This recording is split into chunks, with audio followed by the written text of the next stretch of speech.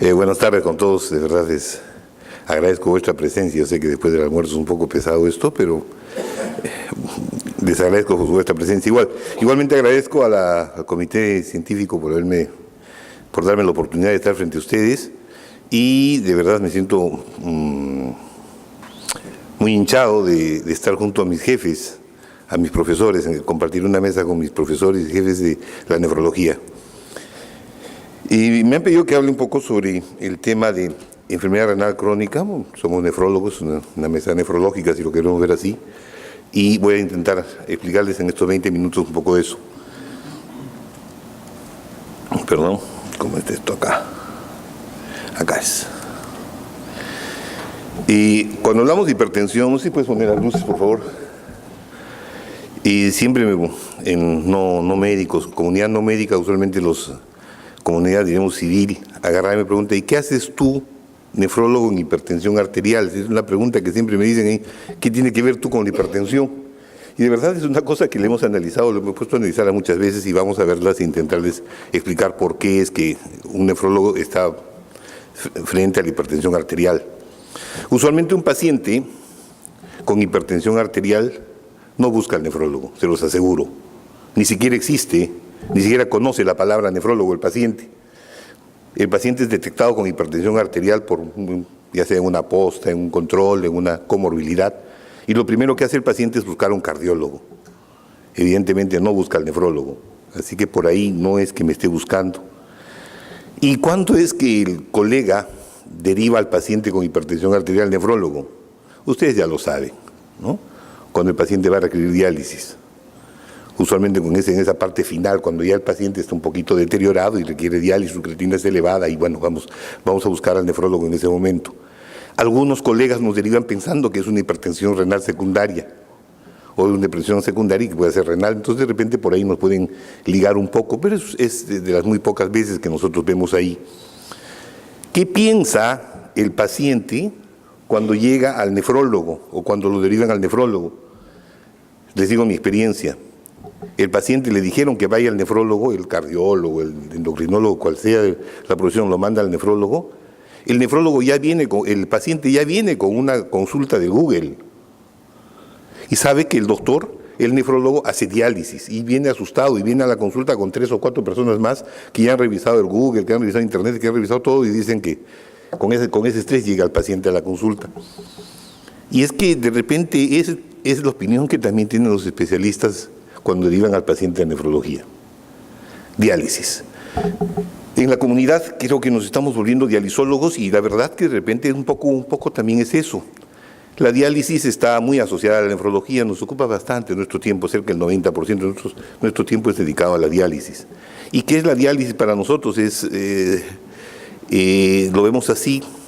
Cuando yo veo a todos los pacientes que han llegado a la diálisis, ¿cómo han llegado? Fíjense, por hipertensión arterial llegan más o menos 34% que llega a diálisis, solamente por eso. Acá hay un grupo de 37% que también está en diálisis, que son diabéticos.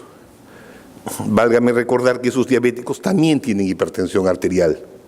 Entonces ya estamos sumando una cantidad.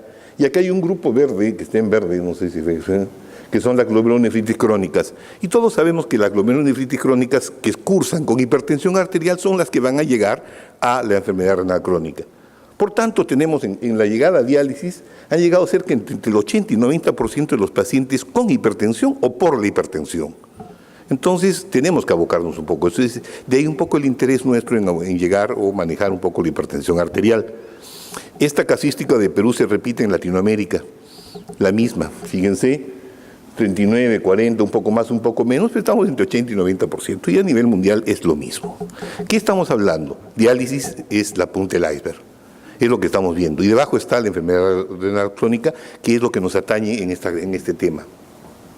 ¿Por qué debemos preocuparnos con la enfermedad renal crónica? La enfermedad renal crónica es esa masa que está abajo.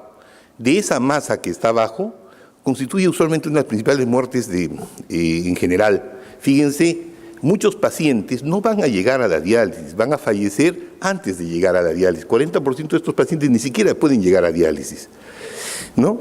¿Y por qué es que no llegan a la diálisis? Porque tienen muchos factores de riesgo y 50% de estos pacientes por lo menos tienen más de 3 factores de riesgo de alta comorbilidad, por lo cual no van a llegar a diálisis y se mueren antes de llegar a la diálisis. Entonces, es ahí la importancia que nosotros tenemos. ¿Cuánto es esta masa de enfermedad renal crónica a nivel de la población? Este es un estudio poblacional que se hizo en España, donde cogen a toda la población y analizan cuántos tienen hipertensión, cuántos tienen enfermedad renal crónica. Y fíjense la cifra que tenemos acá, ¿dónde está acá? ¿No? Enfermedad renal crónica en total, 9%, en sus distintos estadios. Y acá estamos viendo los estadios 1, 2, 3, 4 y 5. Definitivamente la diálisis, fíjense, un poquito, muy pequeñito, y el resto es lo que vimos es la enfermedad renal crónica establecida con un 7-8%. Al final, Perú, con 33 millones, tendría cerca de 3 millones de pacientes con enfermedad renal crónica, y de esos la gran mayoría se los aseguro que tiene hipertensión arterial. Entonces, de ahí nuestro interés en abocarnos o llegar a manejar esta enfermedad. La Sociedad Internacional de Nefrología define justamente un poco este diagnóstico de falla de enfermedad renal crónica basándose en los estadios de la función renal, en la depuración y en algún daño renal que tenga. ¿Qué nos dice? Lo que mencionaba antes, tenía varios niveles, desde la 1 hasta el 5. ¿Y cómo es que el paciente pasa del nivel 1 al 5? Determinado, estos pases se va a dar por la suma de los factores de riesgo que van a provocar un daño renal y nos van a llegar primero a la falla renal establecida y después a la muerte del paciente. Estos factores de riesgo para nosotros que van a hacer avanzar la enfermedad, los vamos a tener como, para mí, lo voy a enfocar hoy día, como la hipertensión como un factor de riesgo importante. La hipertensión para nosotros es un factor de riesgo que cumple con todas las, diremos así, las etapas o las formas que para decir de que es vital. Tienen los 3 principales factores de susceptibilidad, de inicio y de progresión. La hipertensión puede provocar el daño renal sola. La hipertensión puede empeorar el daño renal y también puede ser susceptible de provocar el daño renal. Son las 3 formas que nosotros podemos ver a la hipertensión. Mismo sucede con la albuminuria. La presencia de albuminuria en nuestros pacientes no solamente es un factor de riesgo, sino también establece un daño renal. Este tema lo va a tocar con más amplitud el doctor Díaz después, pero sí les digo de el factor de riesgo que tan importante que nos puede provocar la proteinuria. Y tanto es así que parte del tratamiento también se aboca al manejar esto. Importante ver de la albuminuria, fíjense, este es un estudio que nos habla del factor de riesgo de la albuminuria. Cuando nosotros vemos acá pacientes con sin microalbuminuria, con leve microalbuminuria, con proteinuria significativa y con proteinuria importante o masiva, fíjense cómo la presencia de la proteinuria masiva nos puede multiplicar hasta 4 veces el factor de riesgo de un paciente. Este es un trabajo muy antiguo en el cual ponen a diabéticos entre 60 que tienen un tiempo de diabetes más o menos promedio de entre 11 y 28 años, de la misma edad, 66 años, con una diferencia entre unos tienen microalbuminuria y otros no tienen microalbuminuria. Fíjense, después de 10 años, solamente de este grupo que tenía microalbuminuria quedan 4.5% vivos. Evidentemente la microalbuminuria, la proteinuria y la hipertensión están jugando un rasgo importante. Es así, tanto es así que la clasificación de la falla renal crónica que nosotros manejamos se basa en estos dos, tanto en la función, en la depuración, como vemos en el lado izquierdo, como en los niveles de proteinuria. Fíjense, para solamente un efecto, un paciente que tiene, como vamos a decirlo así, que está en estadio 3, que tiene una macroalbuminuria, tiene un mismo comportamiento que cualquiera de estos de 4 o 5. Y con esto quiero señalar la importancia de lo que podría ser la proteinuria en nuestros pacientes, y así lo vamos a ver en el tiempo. ¿Qué tenemos que hacer entonces? Buscar en nuestros pacientes la enfermedad renal crónica.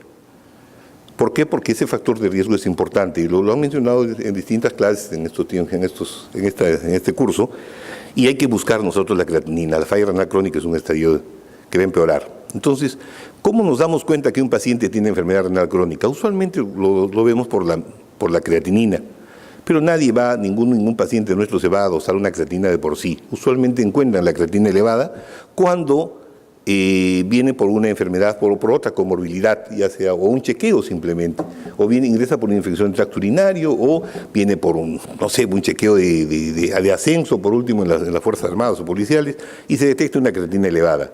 Si nosotros hubiésemos detectado esa creatinina elevada un poco antes, quizás podríamos haber mejorado la posibilidad de un tratamiento, retrasar la progresión de la enfermedad, disminuir los costos inclusive y manejar un poco más estos pacientes, ser más útiles con nuestros pacientes. Por lo tanto, vamos a ver. Este es un gráfico donde se compara la creatinina con la depuración. Fíjense, la creatinina la tenemos acá, niveles normal, más o menos, el nivel normal es de 0.5, 1.5 más o menos. En este normal, en este rango de normalidad, cuando lo cruzamos con la filtración glomerular, un paciente puede tener 50% mermada su depuración, sin embargo estar entre los valores normales. Para efectos prácticos, acá de repente los podemos graficar. Fíjense, la depuración normal, la creatina van en esos rangos normales, pero vamos a ver cuando hablamos de depuración. Usando esta fórmula conocida que ustedes ya la manejan, vamos a hacer una disquisición. Si tengo una mujer de 20 años con una creatinina de 0.8, no vamos a decir, a nadie se le va a ocurrir decir que esa paciente tiene disfunción renal. Pero cuando yo la pongo en el tablero de disfunción, fíjense cuando reemplazo las cifras, ¿qué es lo que me sale? Que la paciente tiene 83% de filtración glomerular, ¿no? Con una fórmula. Eso de repente podemos discutir algunos puntos más, pero fíjense cuando manejamos este otro parámetro. Una mujer de 80 años, ¿no?, con una creatinina de 0.8. A nadie se le ocurre decir que la paciente tiene un problema renal. Y se los aseguro, es lo que pasa. Hago la misma disquisición, busco las tablas y ¿qué es lo que me resulta? Que el paciente tiene 44% de depuración renal según esta fórmula. Podemos usar otras fórmulas, pero fíjense, podemos usar las fórmulas, podemos usar un MDR, otro tipo de fórmulas para determinar que están en tableros distintos, pero lo cierto es de que esa creatina de 0.8 en una persona de mayor edad no me refleja solamente el valor estadístico, sino tengo que usarlo en una depuración, tengo que fabricar, tengo que llevarlo a la tabla para decir que este paciente, cuál es la función adecuada del paciente. La paciente en mención con depuración de 44 tiene ya muchos factores de riesgo, los cuales me van a decidir tomar o optar por un tratamiento o no. Regresando al tema de hipertensión arterial. Si la hipertensión arterial fue creada por el riñón o si la hipertensión arterial me malogró el riñón, lo voy a dejar para otro tema de discusión. Pero ¿qué sucede si yo tengo un paciente con enfermedad renal crónica e hipertensión arterial? La cosa se me va a complicar. Y lo que tengo es eso. Cuando yo tengo un paciente de este tipo, lo único que va a pasar es que el riñón va a perderse su función, la función renal se va a perder en una forma rápidamente progresiva. Y eso tenemos que evitarlo. Para los nefrólogos manejamos dos tipos de hipertensión. Uno que es la hipertensión sistémica y otro que es la hipertensión glomerular. La hipertensión sistémica usualmente es la consecuencia de la expansión del volumen, mientras que la hipertensión glomerular es el resultado de la pérdida de la masa renal. Entonces son dos conceptos distintos que los quiero aclarar ahora. ¿Por qué? Porque la hipertensión glomerular es la que me va a causar o me va a llevar al daño renal, conocido para nosotros como la esclerosis glomerular. La esclerosis glomerular quiere decir que ese glomérulo ya no funciona, está esclerosado. ¿Cuáles son los distintos caminos? Para llegar a la hipertensión glomerular, puedo llegar a través de la hipertensión sistémica, de la enfermedad renal previa, por cualquier motivo, la edad, la diabetes o la dieta. Con cualquiera de los tres caminos yo voy a llegar a la hipertensión glomerular. Esa hipertensión glomerular, por los distintos mecanismos endoteliales, mesangiales o epiteliales, me van a condicionar a lo que se llamaría la esclerosis glomerular. Vamos por ahí. Todos conocemos el sistema renina-angiotensina. Y lo que provoca la angiotensina es simplemente un aumento en la presión glomerular, lo que me va a provocar una hiperfiltración, y esa hiperfiltración me va a llevar también a la esclerosis glomerular. Entonces ya tengo los caminos que me están llevando. Y no nos olvidemos que el sistema renina-angiotensina, ¿cómo lo manejamos? Todos ustedes ya lo conocen bien y solamente huelga decir de que dónde podríamos actuar o las drogas que van a actuar para nosotros poder retrasar esta función. Tenemos la renina que funciona ahí, pero fíjense, podemos actuar a nivel de acá, y lo que vamos a intentar a manejar es la vasoconstricción final. Mecanismos por los cuales podemos hablar de hipertensión renal en los pacientes con enfermedad renal crónica. Todos sabemos que la vasoconstricción está condicionando netamente la hipertensión arterial, y los mecanismos pueden ser la estimulación del sistema renina-angiotensina, el sistema simpático, la disminución del óxido nítrico. Pero no se olviden de que tenemos otro punto también, que es la retención de sal. La retención de sal, que me condiciona un aumento de volumen, me está condicionando también la hipertensión arterial. Nuestros pacientes con falla renal crónica o con enfermedad renal crónica cursan con anemia, y para esa anemia nosotros usamos la eritropoyetina. La eritropoyetina está probado y comprobado que nos condiciona también hipertensión arterial. Por otro lado, nuestros pacientes con falla renal crónica manejan mal el calcio, y eso condiciona un hiperparatiroidismo secundario, lo mismo que nos está condicionando también una hipertensión arterial. Fíjense todos los mecanismos que tenemos que estar atentos cuando nos enfrentamos a un paciente con enfermedad renal crónica, que nos va a llevar, que tenemos que manejar o tener cuidado en estos conceptos. ¿Qué dicen las guías sobre el tratamiento? Las guías americanas en el 2007 reporte, fíjense lo que decía el séptimo reporte a nivel de renal, lo único que tenía era que recomendaba el uso, solamente tenía una tabla en que recomendaba el uso de los IECA, los ARAS, para los pacientes con falla renal crónica.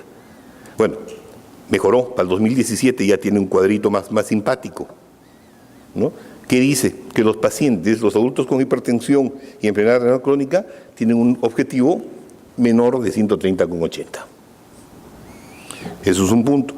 Y menciona como otro punto de que los pacientes, si es que tuviesen proteinuria en rango de micro o macro, debían ser candidatos a usar un IECA. Si el paciente no tolera IECA, puede ser usado un ARA. Es lo mismo que tenemos en esta tabla, acá, ¿no? Entonces, el mismo cuadro que estamos diciendo. Entonces, netamente está manejando en ese concepto las guías de hipertensión arterial americanas. ¿Y qué dicen las europeas referente a esto? En el 2013, fíjense, en el 2013 comparado teníamos más puntos para mencionar en este punto. Nos hablaban de que la presión arterial en algunos pacientes reducir con menos de 140. Si los pacientes tuviesen proteinuria, había que bajar por lo menos de 130. Los niveles de evidencia están acá, por si acaso, para no quiero marearlos mucho con números. Mencionaba igualmente que los bloqueadores de renina-angiotensina son los más eficaces para el manejo siempre y cuando tengamos una presencia de microalbuminuria o proteinuria significativa. Otro punto innecesario es, usualmente recomiendan el tratamiento combinado para alcanzar los objetivos en este grupo de pacientes. Y netamente no está, diremos así, recomendado usar 2 bloqueadores del sistema renina-angiotensina, lo dijeron y ahí ha quedado. Y otro punto que recomiendan es no usar o regular un poco el tema del uso de los antagonistas de la aldosterona en los pacientes con enfermedad renal crónica avanzada. Para el 2018, las últimas guías europeas ya me mencionan un poco más, varían un concepto de la cosa. Fíjense, el doctor Morales explicó algunas cosas en la mañana y se las remarco un poquito acá. Presión ideal manejada en todos los pacientes con enfermedad renal crónica, menos de 140,90. En pacientes con enfermedad renal crónica diabética o no diabética, manejada entre 130 con 139. No recomiendan bajar más allá de 130. Los pacientes se deben usar igual, los bloqueadores del sistema renina-angiotensina son más efectivos para reducir la albuminuria, comprobado, ¿no? Y lo otro es, recomienda siempre la combinación de un bloqueador del sistema renina-angiotensina, ya sea con un bloqueador de canales de calcio o un diurético para el manejo como terapia inicial.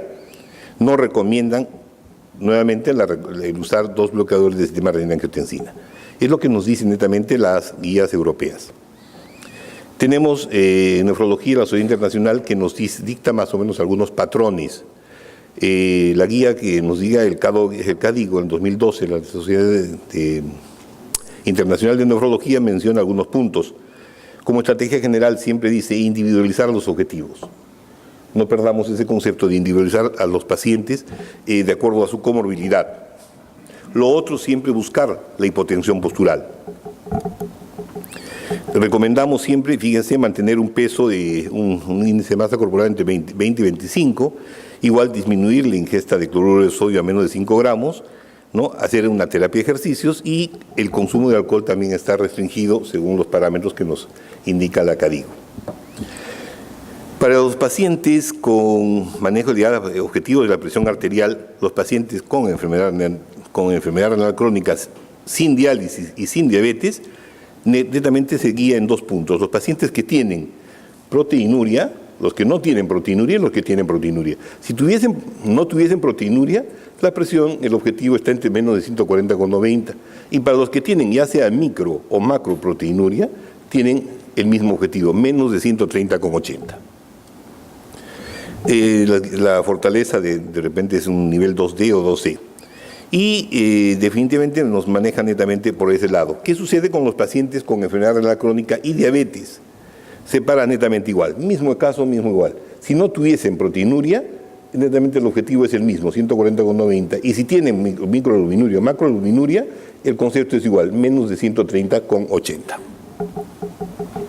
Igual recomiendan el uso de los IECA o los ARAS, no dan mayor referencia con eso y creo que por ahí acaba todo esto. Para avanzar un poquito más sobre las tablas que mencionan las drogas que se pueden usar en la falla renal crónica, ¿quiénes requieren ajuste de dosis? Los IECA y los BRA, tener mucho cuidado en que el paciente pueda tener estenosis de la arteria renal. Lo primero, descartar eso, y eso se puede descartar mediante una ecografía renal que nos puede dar una forma de ubicarlos. Los IECA y los ARAS no lo refieren como que haya que ajustar la dosis, ¿no? Los antagonistas de la aldosterona sí requieren un ajuste de dosis, no se recomiendan en enfermedad renal crónica avanzada, por si acaso. No usar inhibidores de la renin-angiotensina asociado a otro IECA o ARA, pero sí no requieren ningún efecto de dosis.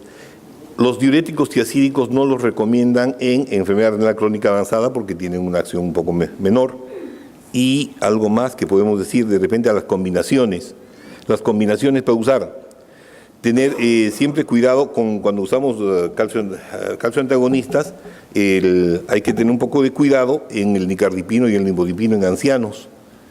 Después tenemos el otro punto que sí vale la pena recalcar en los beta bloqueadores. Los beta bloqueadores debemos tener un poco de cuidado, ya lo dijo antes el doctor Barreto con el atenolol y el bisoprolol, que tienen una excreción renal y habría que regular la dosis en estos puntos. Creo que con eso yo puedo ya terminar y dar mis conclusiones. En los pacientes con hipertensión arterial debemos buscar una enfermedad renal oculta, no debemos dejar de pasar eso. ¿Y cómo? Con una creatinina y un dosaje de microalbuminuria o albuminuria, creo que tenemos un punto básico con esto. La creatina sérica sola no sirve. Llévenla siempre al filtrado glomerular. Hemos peleado muchas veces de la Sociedad Peruana de Nefrología para que los laboratorios nos den ya el estimado con algunas de las funciones, algunas tablas, que salga la creatina, pero ya con una estimación de la filtración glomerular. Ojalá lo consigamos algún día. No debemos nosotros tratar de controlar la presión arterial y disminuir la albuminuria en todos nuestros pacientes con enfermedad renal crónica. Y la última recomendación, no es comercial por si acaso, deriven al paciente al nefrólogo antes de que tenga falla renal crónica avanzada. Eso es todo.